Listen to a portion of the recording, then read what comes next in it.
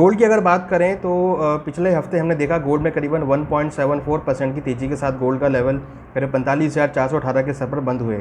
वहीं अगर हम इंटरनेशनल मार्केट की बात करें तो वहाँ पर भी हमने शार्प रिकवरी देखी और करीबन गोल्ड के भाव $1733 पर आउंस के स्तर पर बंद होते हुए दिखाई दिए। इसी हफ्ते में हमने देखा था कि गोल्ड ने करीबन $1677 स्तर के लो मारे थे और वहीं से एक अच्छा रिकवरी देखने को मिली। कहीं ना कहीं देखें तो जिस तरह डॉलर में वीकनेस देखने को मिली और बॉन्ड यील्ड में गिरावट देखने को मिली, उससे गोल्ड को सपोर्ट मिलता हुआ दिखाई दिया है। टेक्निकल चार्ट से भी देखें तो मार्केट एक पॉजिटिव ट्रेंड शो कर रही है। हमें लगता है कि गोल्ड के प्राइसेस में आने वाले हफ्ते में तेज़ी का ट्रेंड देखने को मिल सकता है। अगले हफ्ते के लिए एक्सपेक्टेड है गोल्ड के भाव 46,500 तक के लेवल दिखा सकते हैं और इंटरनेशनल मार्केट में $1750 एक इंपॉर्टेंट रेजिस्टेंस जोन रहेगा। 1750 अगर ब्रेक करता है तो यहाँ पर 1780 तक के लेवल गोल्ड में देखने को मिल सकते हैं। वहीं अगर हम सिल्वर की बात करें तो सिल्वर के अंदर भी हमने रिकवरी आते हुए देखी। सिल्वर में जहां हमने पिछले हफ्ते $23.76 के लेवल देखे थे, वहीं से हमने एक रिकवरी होते हुए देखी और सिल्वर के भाव करीबन ऑलमोस्ट $25 के आसपास बंद होते हुए देखे गए। वहीं अगर हम डोमेस्टिक मार्केट की बात करें तो डोमेस्टिक मार्केट में भी हमने यहाँ पर एक अच्छी रिकवरी आते हुए देखी और सिल्वर के भाव करीबन 0.44% की गेंस के साथ 65,000 के ऊपर बंद होने में कामयाब रहे। सिल्वर के भाव भी यहाँ पर एक पॉजिटिव ट्रेंड में आते हुए दिख रहे हैं। गोल्ड से सपोर्ट मिलता हुआ चांदी में भी एक सपोर्ट देखने को मिल रहा है। एक्सपेक्टेड है चांदी के भाव अगले हफ्ते भी पॉजिटिव टेरिटरी में ट्रेड कर सकते हैं और एक्सपेक्टेड है चांदी के भाव में करीबन 66,500 से लेकर 67,000 तक के लेवल चांदी में देखने को मिल सकते हैं। वहीं अगर हम बेस मेटल की बात करें तो बेस मेटल में पिछले हफ्ते थोड़ा मिला जुला रुख देखने को मिला।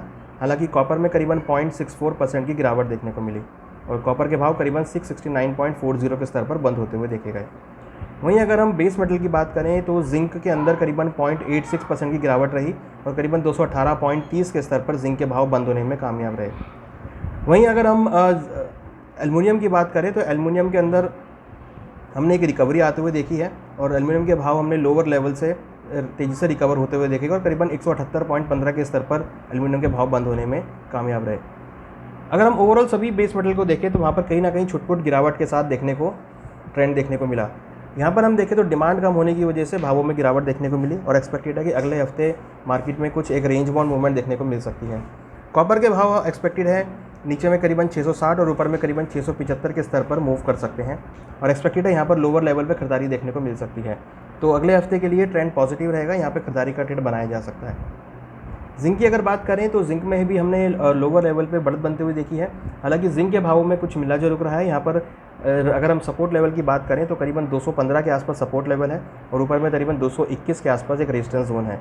तो 215 और 221 के बीच प्राइस मूव कर सकते हैं। यहाँ पे हमें लगता है कि हायर लेवल पे बिकवाली देखने को मिल सकती है, तो हायर लेवल पर जिंक में बिकवाली का ट्रेड बनाया जा सकता है।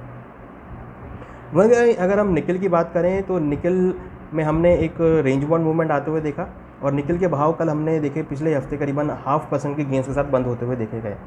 यहाँ पर हम पिछले 3 हफ्तों से रेगुलरली एक पॉजिटिव ट्रेंड देख रहे हैं। एक्सपेक्टेड है निकल के अंदर इस हफ्ते भी एक पॉजिटिव ट्रेंड देखने को मिल सकता है। निकल में एक्सपेक्टेड है भाव करीबन ऊपर में 1230 से लेकर 1250 तक के लेवल को छू सकते हैं। यहाँ पर बाय ऑन डिप्स की स्ट्रेटेजी यूज़ की जा सकती है। वहीं अगर हम क्रूड ऑयल की बात करें, क्योंकि एनर्जी सेगमेंट काफ़ी वॉलेटाइल रहा, क्रूड ऑयल के भाव हमने देखे यहाँ पर 1.30% के गेंस के साथ बढ़त के साथ बंद होते हुए देखे गए। इंटरनेशनल मार्केट में भी वहाँ पर हमने रिकवरी आते हुए देखी। पिछले हफ्ते हमने देखा ओपेक की मीटिंग में यहाँ पर इन्होंने मई से प्रोडक्शन बढ़ाने की बात देखने को मिली। तो एक्सपेक्टेड है कि आने वाले दिनों में मई, जून, जुलाई के महीनों में हम यहाँ पर प्रोडक्शन बढ़ते हुए देखेंगे। तो हो सकता है कि तब क्रूड में कुछ गिरावट देखने को मिले। हालांकि अभी हम देखें तो यहाँ पर कोरोना वायरस के केसेस बढ़ने की वजह से एक्सपेक्टेड है क्रूड के भावों में कुछ गिरावट देखने को मिल सकती है। यहाँ पर अगर हम देखें तो क्रूड की जो डिमांड है वो यहाँ पर कुछ कम हो सकती है। तो कहीं ना कहीं देखें तो आगे सप्लाई बढ़ेगी और अभी क्रूड की डिमांड कम है, तो भावों में कुछ हायर लेवल में बिकवाली देखी जा सकती है। तो यहाँ पर अगर हम देखें तो ऊपर में 4700 और नीचे करीबन 4400 एक सपोर्ट जोन है और 4700 के आसपास रेजिस्टेंस जोन है। एक्सपेक्टेड है यहाँ पर हायर लेवल पर बिकवाली क्रूड में देखने को मिल सकती है। वहीं अगर हम नेचुरल गैस की बात करें तो नेचुरल गैस में हमने देखा पिछले हफ्ते नेचुरल गैस की इन्वेंट्री में हमने काफ़ी बढ़त बनते हुए देखी। हालांकि पिछले हफ्ते नेचुरल गैस के भाव में करीबन 1.52% के गेंस बनते हुए देखे, साथ में यहाँ पर इन्वेंट्री बनती हुई देखी। हमें लगता है कि नेचुरल गैस के भावों में अगले हफ्ते हायर लेवल में बिकवाली देखने को मिल सकती है। समर सीजन में इन्वेंट्री बिल्डअप हो सकती है और डिमांड कम रह सकती है। इन्वेंट्री हमने बढ़ती हुई देखी है। एक्सपेक्टेड है नेचुरल गैस के भावों में अगले हफ्ते कुछ गिरावट देखी जा सकती है। तो ट्रेडर्स के लिए हमें लगता है कि नेचुरल गैस में हायर लेवल में बिकवाली का ट्रेड बना के चला जा सकता है। यहाँ पर नीचे में सपोर्ट करीबन 180 का रहेगा और रेजिस्टेंस 199 का रहेगा। यहाँ पर ट्रेडर हायर लेवल पे बिकवाली का ट्रेड बना के चल सकते हैं।